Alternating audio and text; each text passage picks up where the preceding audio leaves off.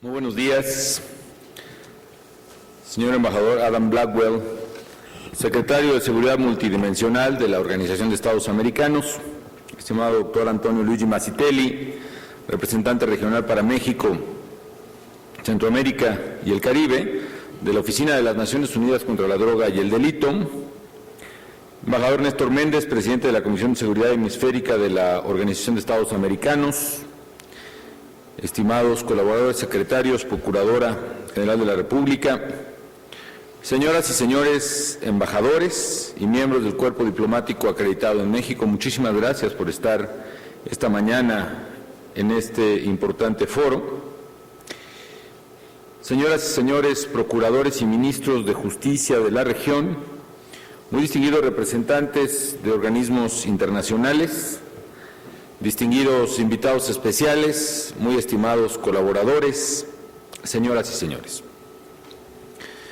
Me es muy satisfactorio estar aquí con ustedes en esta reunión hemisférica de alto nivel contra la delincuencia organizada transnacional. Saludo a todos los fiscales, a todos los ministros de justicia del continente que hoy nos acompañan, a los funcionarios de la Organización de los Estados Americanos, a la Oficina de las Naciones Unidas contra la Droga y el Delito, a los señores embajadores, a todos los invitados de organismos y mecanismos de cooperación internacionales. Todos ustedes sean muy bienvenidos a México. A lo largo de nuestra historia como naciones independientes, los países de América hemos enfrentado enormes desafíos y hemos trabajado también intensamente para superarlos. Hemos luchado por forjarnos regímenes democráticos e instituciones que cumplan con el deber elemental de cualquier institución del Estado, que es garantizar la justicia y la seguridad para los ciudadanos, el respeto a sus derechos elementales. Hoy el mundo entero, y particularmente nuestro continente americano, enfrenta el reto enorme que representa el crimen organizado transnacional. ¿Qué entendemos por ello? Déjenme esbozar, si no una definición, un concepto que hemos venido moldeando a través de nuestra experiencia en el combate al crimen organizado en nuestro país. El crimen organizado, la delincuencia organizada, es él o los grupos delincuenciales que a través de la violencia o la amenaza buscan apoderarse de las rentas lícitas o ilícitas de una comunidad o de una región.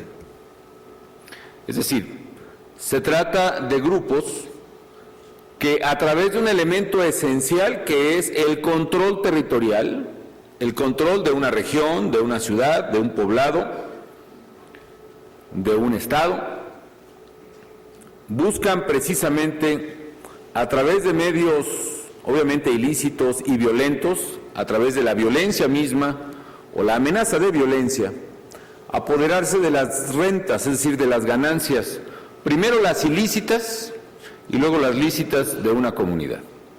¿Cómo se da este proceso que hoy está viviendo nuestra región y que se ha acelerado en la última década y media?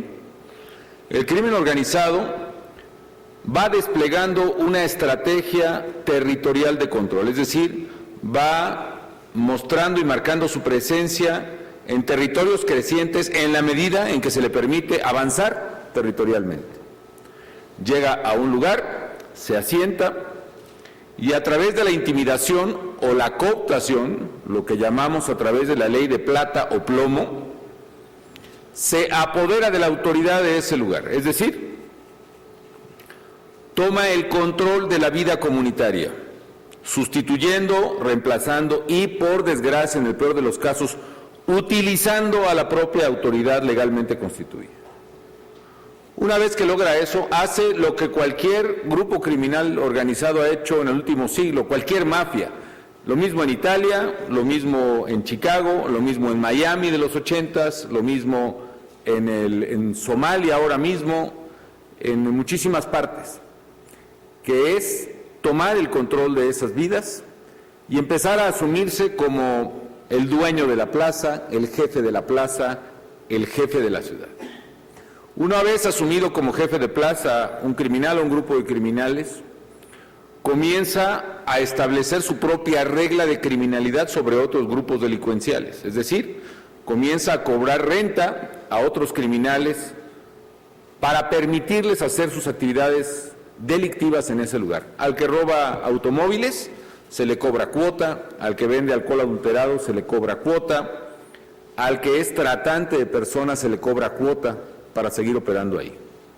Pero luego, más allá de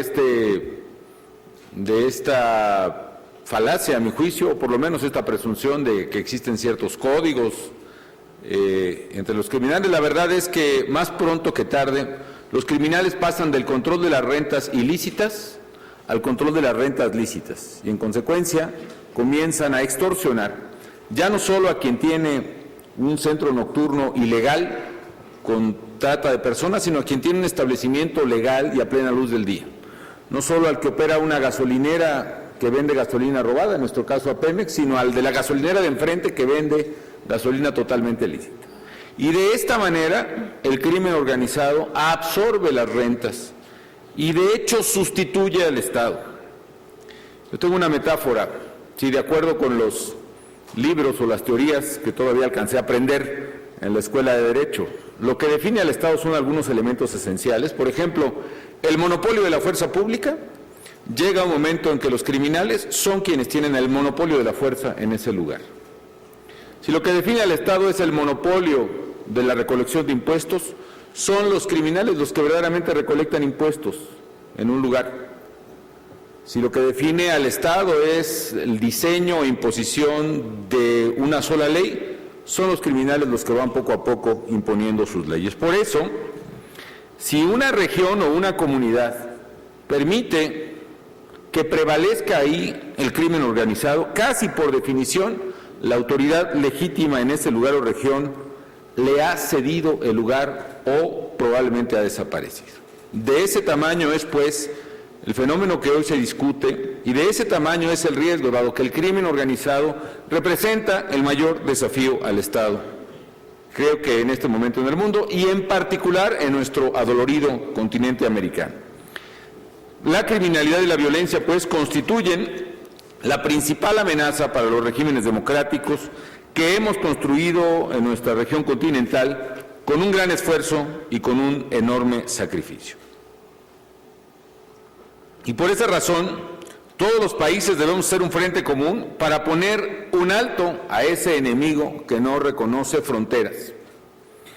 Perseverar en la lucha para combatir a los criminales con todo el peso de la ley, no solo porque así lo exigen los ciudadanos, no solo porque así lo mandatan nuestras constituciones, sino porque también es la única manera de superar este flagelo con todos los costos que implica. Estoy convencido, y me parece una verdad tautológica, que los ciudadanos merecen vivir libres de violencia y en paz, y eso significa vivir libres de los criminales y la delincuencia organizada. Merecen vivir fuera de la impunidad criminal y convivir en la tranquilidad que solo la justicia y el derecho establecido y cumplido por el Estado pueden dar. En México estamos enfrentando este enorme desafío con determinación a través de una estrategia que tiene básicamente tres componentes principales, o que resumiría sus líneas en tres componentes principales, a los cuales me quiero referir muy brevemente. Primero, estamos enfrentando y sometiendo a los criminales. Y lo estamos haciendo con las herramientas que nos da la democracia, dentro de la ley, con apego al respeto a los derechos humanos. En ningún punto del país se ha, por ejemplo, cancelado o suspendido en ningún momento las garantías individuales o se ha establecido en lo absoluto un estado de excepción. Hemos combatido a la criminalidad con las reglas de la democracia y en el marco de un Estado de Derecho. Y para darnos una idea de la magnitud del esfuerzo que ha hecho México, voy a dar algunos datos, por lo pronto dos. Uno, en 2009, la Procuraduría General de la República publicó una lista de los 37 criminales más buscados y más peligrosos de todo el país. 2 años y medio después, de esos 37, 22 han sido capturados la gran mayoría de ellos, algunos han fallecido resistiéndose a la operación de arresto, pero con lo cual hemos ya avanzado en más de la mitad de los objetivos que nos habíamos planteado para combatir a los criminales. El segundo dato, por ejemplo, es el tamaño por un lado, de la estructura económica y de la capacidad operativa, pero también del daño que se le ha infringido a esa estructura operativa. Y entre muchos solo tomo un dato. En 5 años de mi administración hemos decomisado 562 aeronaves en nuestro país. Es decir, un esfuerzo importante que ha debilitado y vulnerado fundamentalmente las estructuras criminales. Sin duda, pues, al enfrentar de manera decidida la amenaza del crimen organizado transnacional, México está haciendo la parte que le corresponde para fortalecer la seguridad de este hemisferio. Segundo, estamos fortaleciendo a nuestras instituciones de seguridad y de justicia. Este punto de la estrategia, aunque no es tan visible como el primero, es mucho más importante que el primero. Es decir, más que combatir a los criminales, la parte fundamental, la que construye futuro institucional, es fortalecer las instituciones de seguridad y justicia. Las agencias encargadas del cumplimiento de la ley, sin las cuales no puede haber Estado de Derecho. Y para ello hemos tomado varias acciones. Por ejemplo, déjenme platicarles en el ámbito federal. Estamos reconstruyendo la Policía Federal. Cuando llegué a la oficina de la Presidencia había más o menos 6,000 policías a nivel federal, federales preventivos. La gran mayoría eran fundamentalmente policías de caminos, es decir, no estaban habilitados o preparados o capacitados para hacer las tareas de combate a la criminalidad plena. Y ahora tenemos 36,000 elementos, la gran mayoría de elementos muy jóvenes, una buena parte de ellos elementos graduados, casi 10,000 de ellos jóvenes graduados de universidades, que no están en una patrulla, en una esquina, sino están haciendo labores de colección de datos, de información y de inteligencia, que nos ha permitido superar extraordinariamente las capacidades que teníamos y claramente superar las capacidades de inteligencia y operación de la criminalidad. Y lo mismo hemos hecho este esfuerzo de escalamiento de capacidades de inteligencia en las Fuerzas Armadas y lo estamos ahora haciendo en la Procuraduría General de la República. Se trata, pues, en este caso, por ejemplo, de la Policía Civil, de una nueva generación de policías profesionales, honestos, comprometidos, que cuentan con la tecnología más avanzada del mundo. Nos propusimos crear, por ejemplo, la Plataforma México, una gran base de datos que pudiera reunir, por ejemplo, huellas dactilares, placas de automóviles, partes de policía, fotografías de policías, expolicías, reclusos, modus operandi, reportes de tránsito, en fin. Hoy la Plataforma México, a pocos años de haber sido creada, tiene ya más de 500 millones de datos, con lo cual nos ha permitido operar, por ejemplo, y nos está dando una capacidad de escalamiento en la investigación criminal. Por ejemplo, los causantes de este brutal, absurdo, estúpido atentado contra el Casino Royal en Monterrey fueron precisamente capturados, en su mayoría, precisamente a través de datos que estaban en Plataforma México. Y, por otra parte, este proceso de fortalecimiento institucional lo estamos siguiendo a través de lo más importante, que es el elemento de confianza de los agentes de cumplimiento del orden público. A nivel federal, además del proceso constante que llevan las Fuerzas Armadas de depuración y control de confianza entre sus elementos, particularmente entre sus mandos, a nivel federal ya está casi el 90% de los integrantes, tanto de Policía Federal como de la Procuraduría, han pasado por exámenes de control de confianza. Y a nivel de las entidades federativas, donde ciertamente no es nuestra jurisdicción, sino jurisdicción de los gobernadores, más del 50% de los mandos han pasado por control de confianza y va avanzándose más lento a nivel operativo, donde está el 21% de los mandos de los elementos operativos han pasado por control de confianza. Y tercero, el componente más importante, todavía más importante que el de fortalecimiento institucional y obviamente más importante que el del combate a los criminales, aunque otra vez mucho menos espectacular que los anteriores, es la reconstrucción del tejido social. Nuestras sociedades en América, particularmente en América Latina, son, por fortuna, sociedades muy jóvenes. En México, la mitad de los mexicanos tienen 26 años o menos, con lo cual nos da un potencial social y económico extraordinario, un bono demográfico que verdaderamente encierra la posibilidad de nuestro desarrollo. Sin embargo, también lleva implícito el riesgo de que las estructuras estatales, los gobiernos, a lo largo ya de mucho tiempo, han sido incapaces de ir proveyendo las oportunidades que los jóvenes necesitan, oportunidades de educación, oportunidades de esparcimiento, oportunidades de trabajo, oportunidades de desarrollo. Y también por fenómenos asociados no solo a migración externa, sino fundamentalmente migración externa, recomposición de las sociedades, cambios en el núcleo familiar, etcétera. También hemos ido viviendo un proceso de transformación en nuestras sociedades, con una transformación en los valores, por ejemplo, o una pérdida de centralidad de algunos valores elementales. ¿Qué hay que hacer, pues, en materia de reconstrucción del tejido social? Necesitamos forzosamente, por una parte, proveer de manera acelerada de oportunidades a esos jóvenes y adolescentes, y por la otra, reconstruir también de manera decidida los valores sin los cuales una sociedad no puede repeler por su propia naturaleza a la criminalidad. Valores de respeto a la vida, de respeto a sí mismo, de respeto a los demás, de respeto al trabajo como único medio de salir adelante, de respeto a la legalidad, etcétera, etcétera. ¿Qué es lo que estamos haciendo para reconstruir el tejido social en materia de oportunidades? Por una parte, hemos trabajado muy fuertemente para darle oportunidades educativas a los jóvenes. En estos 5 años hemos construido desde cero, Greenfield, como se dice en otros países, en otros idiomas, 105 universidades nuevas, universidades tecnológicos superiores, en fin.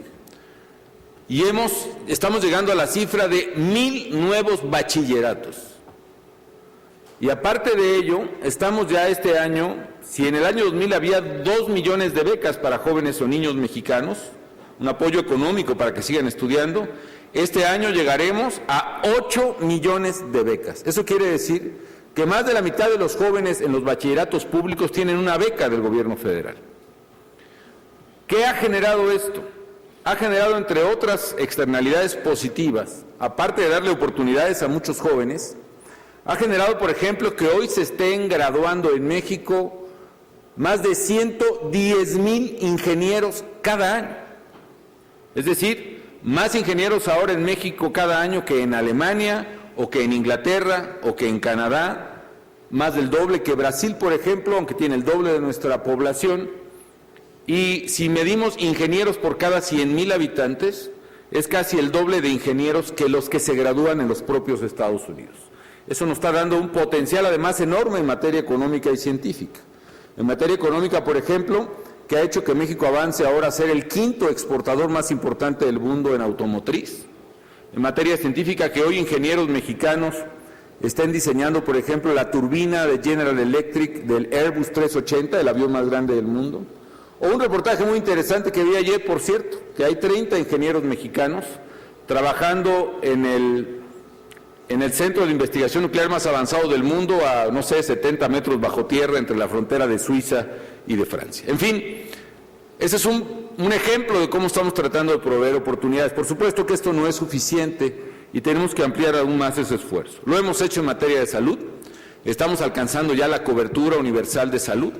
En el año 2000 solo 45 millones de mexicanos tenían garantizado un seguro médico de alguna forma de cobertura.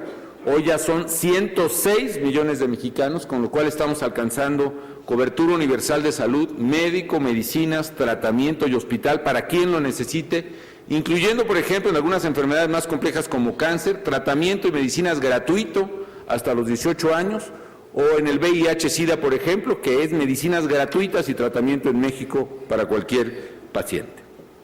En fin, estos son los componentes de la estrategia. Ahora, yo quisiera referirme a esta amenaza a las instituciones que es el crimen organizado y qué hacer frente a él, porque ningún país puede hacer frente solo a este problema. No se puede con acciones individuales combatir y menos terminar con una amenaza que es organizada y transnacional. ¿Qué necesitamos? En particular creo que debemos poner atención a diversos temas. El primer tema obviamente es el tráfico y el consumo de drogas. Para mí es importante subrayar que nosotros entendemos claramente que no es lo mismo narcotráfico que crimen organizado. Obviamente están vinculados.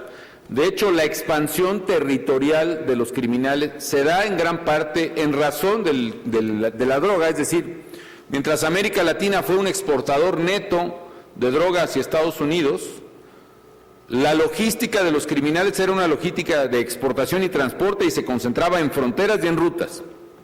En la medida en que nuestros países en América Latina comienzan a tener un ingreso per cápita mayor, merced al desarrollo y al crecimiento que afortunadamente estamos teniendo, también comenzamos poco a poco a volvernos en parte consumidores. Y aunque es mínima la proporción del consumo en nuestros países respecto del consumo en Estados Unidos, el hecho es que eso ha dado lugar a una estrategia de expansión de la droga a través del narcomenudeo. Es decir, estamos pasando del narcotráfico al narcotráfico más narcomenudeo. Y eso que implica una lógica totalmente distinta. Por ejemplo, el narcotraficante busca controlar una ruta y una aduana y sobornar a un agente aduanal en el país de importación, es decir, en el propio Estados Unidos. El narcomenudista, en cambio, lo que busca no es una ruta, sino busca un territorio para vender, cosa que hace cualquier minorista en el mundo. Lo mismo venda lavadoras que chiclets o que refrescos de cola o que cerveza. Necesita puntos de venta y controlar esos puntos de venta territorialmente. Por eso hemos sufrido en la década y media una expansión territorial de estos grupos, los cárteles sobre todo. Y en esa expansión territorial, por cierto, si antes las rutas no se cruzaban, claramente en México había una ruta en el Golfo y otra ruta en el Pacífico, en la búsqueda del control territorial hay un cambio hasta de geometría analítica, si me permiten, hay una dimensión más, pasamos de la línea a la superficie, y esa expansión territorial es lo que provoca el choque de los grupos, y en el choque de los grupos está la violencia de los grupos. Una violencia despiadada porque cada grupo quiere un comportamiento monopólico en su región, y la manera de sostener el monopolio es precisamente chocando contra otro grupo de manera violenta. Cuando vemos las competencias que hay aún en los mercados legales, por ejemplo, cuando había botellas de leche que se dejaban frascos de cristal en las casas, si un distribuidor veía botellas de su competencia en una casa, las tomaba y las destruía, y llegaba a esa casa o lo mismo ocurre en las empresas de gas butano, como conocen en otras partes, ¿no? Si llega un distribuidor y encuentra el cilindro de la competencia, va, lo toma y se lo lleva y lo destruye. O si es una empresa refresquera o cervecera, llega a una tienda y le dice, yo te regalo el refrigerador, pero aquí solo vendes mi cerveza, ¿no? Y llega la otra y dice, pues yo te pongo el estadio, pero aquí solo vendes la mía, y así se... Imaginen ustedes con armas y con poder. Eso es un poco, quizá metáforas inadecuadas, pero pueden ser ilustrativas, lo que yo observo, este cambio del modelo de negocio. Ahora, ¿qué es lo que hay que hacer en este tema del tráfico y el consumo de drogas? No es sinónimo de crimen organizado. Cuando el crimen organizado ya está en un lugar, entonces controla todo, insisto, todas las rentas, las ilícitas, las que nos preocupan además por su bestialidad, el tráfico de personas, el reclutamiento de estas jovencitas de 13, 14 años para prostituirlas, el tráfico de migrantes, y si el migrante no paga, se le asesina, el tráfico de mercancías ilícitas, etcétera, etcétera, etcétera. Esa es precisamente la dimensión del crimen organizado. Y obviamente la amenaza sobre el ciudadano de trabajo, la extorsión, el secuestro. Me asombraba este dato, que 2/3 partes del secuestro en el mundo son nuestra región. Creo que este debilitamiento de la autoridad que también provoca el crimen organizado da pie a este comportamiento. Entonces, las drogas no son sinónimo de crimen organizado, el narcotráfico no es sinónimo de crimen organizado, pero sí hay un punto poderoso. Explica el narcotráfico gran parte de la expansión de los criminales, primero, y segundo, más allá de los negocios distintos a las drogas, el narcotráfico, por supuesto mucho más que el narcomenudeo mismo, es la renta número 1 del crimen organizado. Es decir, el suministro de dinero y de recursos a los criminales proviene, en nuestra región al menos, fundamentalmente del narcotráfico todavía hacia la economía más consumidora del mundo, que es Estados Unidos. Un mercado que se puede calcular, según distintas metodologías, que puede ir desde los 20,000 millones de dólares hasta los 60,000 millones de dólares, según el caso, tan solo hablando de la repercusión en nuestro México. Los cambios que hemos hecho en lavado de dinero, por ejemplo, nos han permitido reducir el dinero que fluía de nuestros bancos hacia Estados Unidos en dólares, por ejemplo, y que no tenía una explicación sensata. A partir de que pusimos restricciones en el manejo de dólares, bajó de 15,000 millones de dólares hace 3 años a 4,000 millones de dólares el año pasado. Entonces, pero ese es el tamaño del problema. ¿Qué debemos hacer entonces? Como he señalado en muchos foros, la clave es perseverar y tener éxito en la reducción del consumo de drogas. Es decir, es una ecuación elemental de carácter económico. De un lado de la ecuación es la demanda, y del otro lado de la ecuación es la oferta. Y la variable que cambia es el precio. Si uno reduce la oferta, como lo estamos haciendo combatiendo a los criminales, pero no se reduce la demanda, lo único que va a ocurrir es que se incremente el precio. Por esa razón es fundamental que se reduzca la demanda en los países consumidores que proveen el flujo de dinero. Ahora bien, si se da como una restricción dada, que no es ha bajado la demanda, en el caso de algunas drogas sí, en el caso de cocaína, por ejemplo, un poco, pero ha subido notablemente en el caso de otras que son metanfetaminas. Si tomamos entonces ese dato, algo tenemos que cambiar en la reducción del consumo de drogas. Ahora bien, si la reducción no es posible, al menos en la dimensión que se necesita, o si para un país, un Estado, no es su objetivo de política pública, que puede ser una decisión discutible, pero respetable, lo que hay que urgentemente reducir por lo pronto es el flujo de dinero a nuestros países. ¿Por qué razón? Porque sin ese flujo de dinero, hace rato que hubiéramos terminado la tarea de someter claramente a los criminales. Pero mientras haya esas cifras exorbitantes de dinero fluyendo hacia México, hacia Centroamérica, hacia el Caribe, hacia América del Sur, la tarea de combate al crimen organizado se vuelve una tarea lenta, peligrosa y muy, muy larga. Es decir, tenemos que cortar una fuente de financiamiento interminable si no queremos que esta lucha también se vuelva interminable. ¿Cómo puede cortarse esa fuente de financiamiento interminable? Obviamente a través de políticas mucho más eficaces en materia de lavado de dinero, con tecnología de investigación financiera de la cual muchos de nuestros países carecemos, con controles que deben asumirse donde nace el dinero, o también a través de políticas públicas que reduzcan sensiblemente el flujo de dinero que proviene a las organizaciones criminales. Es decir, si no se reduce el consumo de drogas en los países consumidores, la clave es buscar y encontrar alternativas de política pública que permitan reducir las estratosféricas ganancias económicas que obtienen los criminales de ese mercado negro. Es obligación de todos, pero fundamentalmente de quienes consumen la droga y proveen ese dinero, de encontrar la manera de cortar esa fuente de financiamiento y buscar todas las opciones de política pública posibles, incluyendo opciones de política pública alternativas que eviten que el mercado negro de drogas siga siendo el origen del dinero y, en consecuencia, el origen de la violencia y de la muerte en América Latina y en el Caribe. Ahora bien, más allá del debate de drogas, más allá de la búsqueda de mecanismos alternativos para reducir el flujo, incluyendo la exploración de alternativas de mercado o regulatorias, el hecho es que independientemente del combate a las drogas, el combate al crimen organizado en sí mismo, en cualquier escenario, tiene las mismas características esenciales. Es decir, en cualquier escenario de política pública de drogas, ¿qué hay que hacer? Combatir a los criminales, depurar y fortalecer las instituciones y reconstruir el tejido social. En cualquier escenario necesitamos eso. Y en esa razón está la perseverancia de una estrategia que sabemos que es de largo plazo.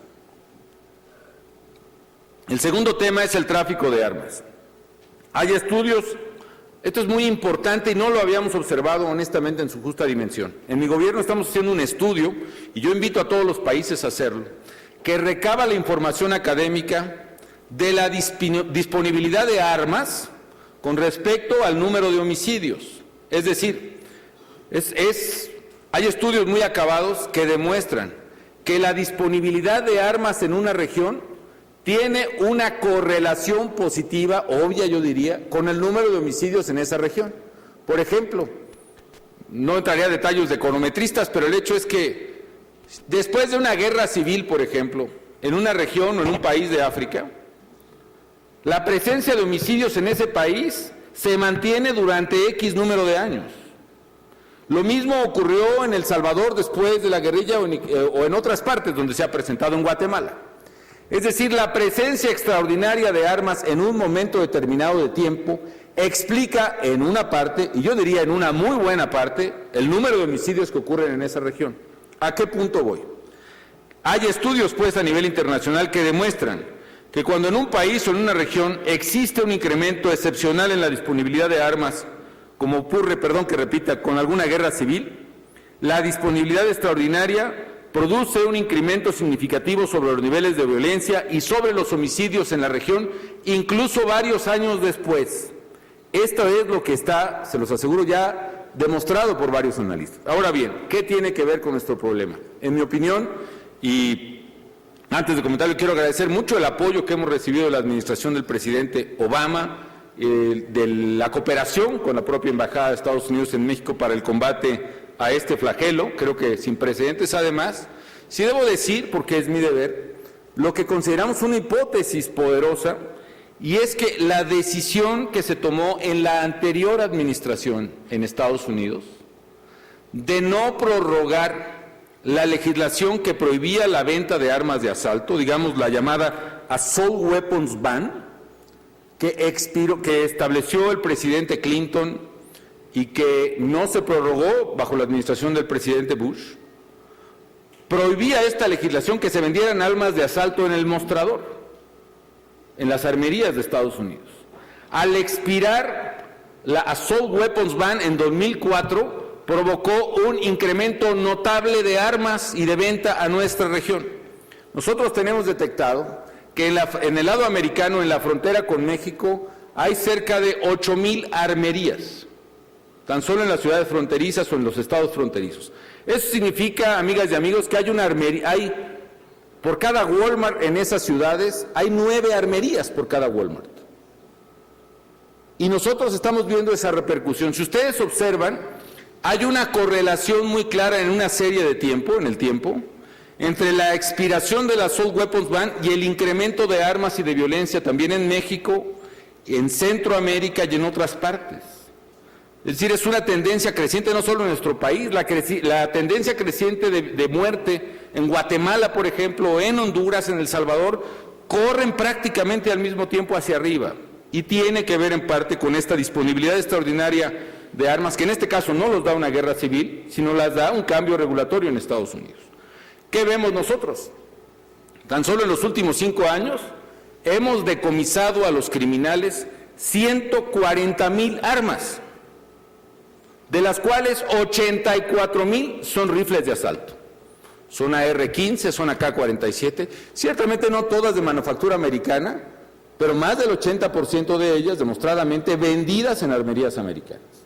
Y no solo eso, yo recuerdo el anterior vicepresidente de Colombia, un periodista, me decía, nosotros estábamos muy preocupados en Colombia el día que encontráramos que la guerrilla, por ejemplo, tuviera fusiles Barrett, esos que tienen un poder destructivo inmenso, que penetran blindajes, que tienen un largo alcance de tiro, etcétera, etcétera.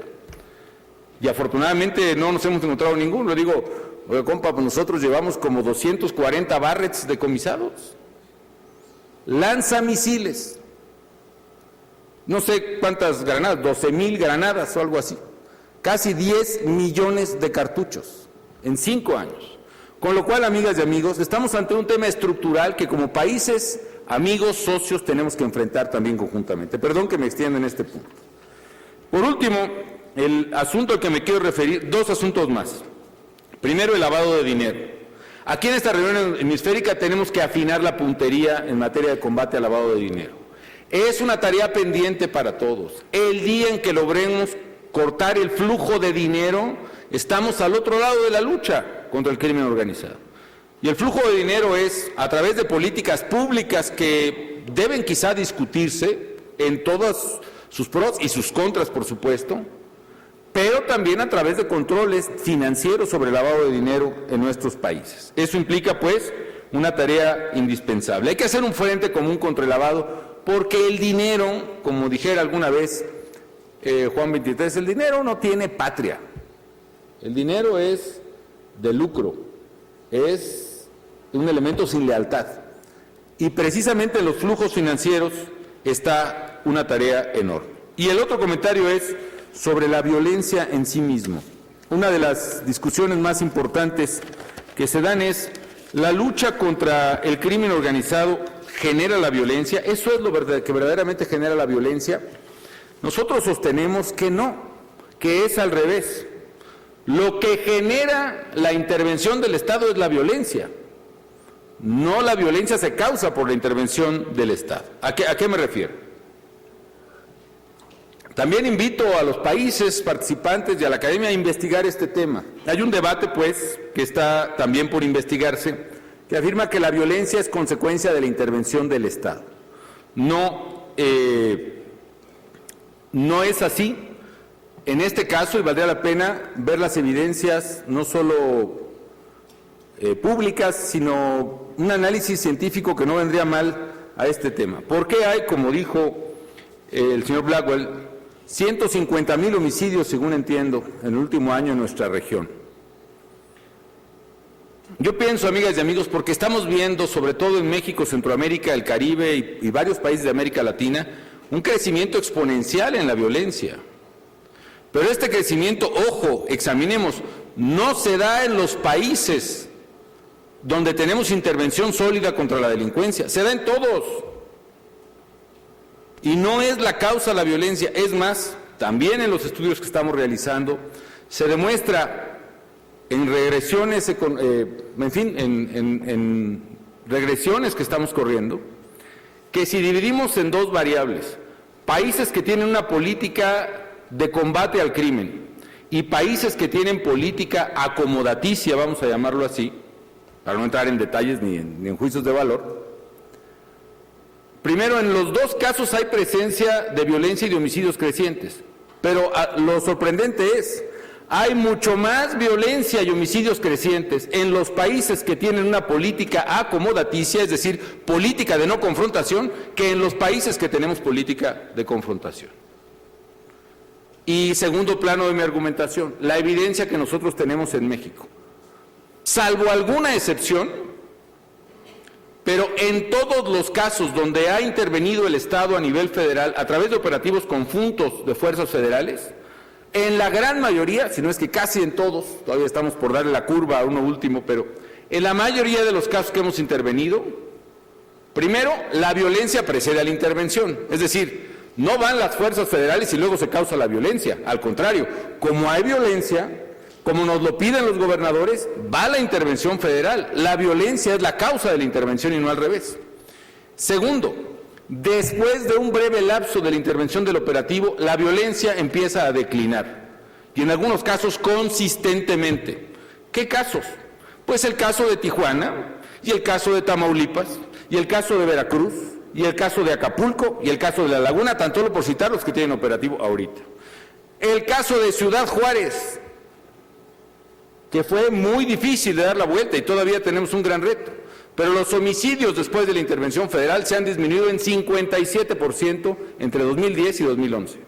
Y así sucesivamente. Esto es, voy a mi punto, la intervención y el combate al crimen organizado contra lo que algunos dicen no es la causa de la violencia, sino precisamente es el factor de solución para reducir la violencia. Termino pues, amigos, y les pido una disculpa por haberme extendido en mi intervención, agradeciendo a todos ustedes su confianza en México para organizar esta importante reunión que nos lleva pues a analizar el fenómeno del crimen organizado. Para mí el que tenga la reunión hemisférica de alto nivel lugar en nuestro país, la reunión hemisférica contra la delincuencia organizada, es un motivo de gratitud y de oportunidad también para México, para conocer la experiencia de todos y compartir la nuestra. Pero me queda una reflexión clara para mí y creo que clara para todos. Debemos hacer un esfuerzo hemisférico para identificar tanto esquemas novedosos y prácticos como para tener una estrategia conjunta para combatir y derrotar al crimen organizado. No aceptemos que América, y particularmente América Latina, sea la región más violenta del mundo. Eso tiene solución, pero solo tiene solución si abordamos el tema con objetividad, con seriedad y conjuntamente. Es decir, frente a la delincuencia organizada transnacional, opongamos un frente organizado internacional, donde sociedades y gobiernos no solo enfrentemos este desafío, sino que lo resolvamos. Y cualquiera que sea la dificultad que implique hacer frente a este desafío en el corto plazo, porque por supuesto que lo implica, y los costos que implica en el corto y mediano plazo, los frutos y los beneficios de largo plazo serán sólidos y serán permanentes. Es el enfrentar el crimen organizado, uno de los desafíos precisamente que marcan una dimensión generacional en las decisiones de los pueblos. No son para el corto plazo y no son para resultados efectistas en materia electoral. Son decisiones para el largo plazo, que implican beneficios permanentes, no solo y quizá no fácilmente para las generaciones presentes, pero sí claramente para las generaciones futuras. Es en ellas en quien debemos pensar y es en ellas, pensando en ellas, en que hemos inspirado y concretado nuestro esfuerzo para derrotar a este flagelo. Les agradezco mucho la confianza en México y la mejor de las suertes en esta reunión. Muchas gracias.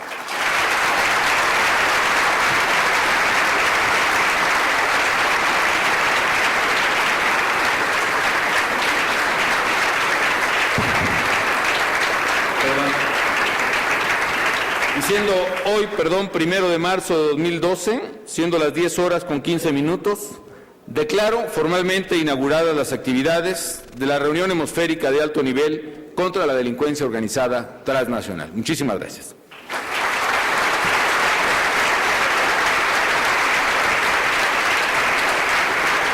Es así como damos por